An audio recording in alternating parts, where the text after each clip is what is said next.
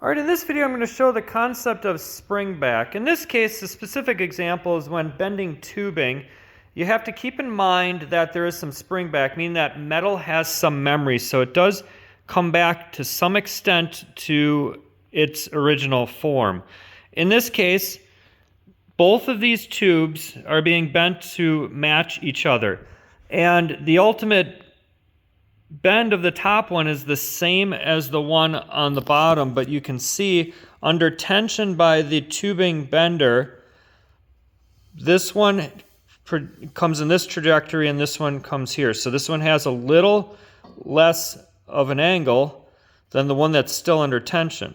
So I'll show the concept as I turn the machine on and come off of that. So as I remove the tension from the bender, you'll watch that tube come back and match the other one. Watch. See that?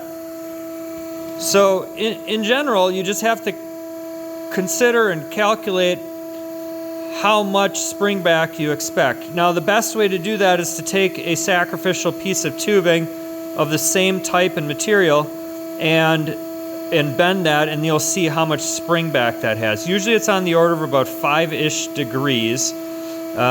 For example, if I wanted to bend this to 70 degrees, I would set my tubing bender to 75 degrees. That's, again, just a rough estimate, but each type of material will dictate how much spring back, meaning thickness, whether it's steel or chromoly, etc. Okay? If you got other ideas, questions, anything like that, let me know. I appreciate you checking out the video.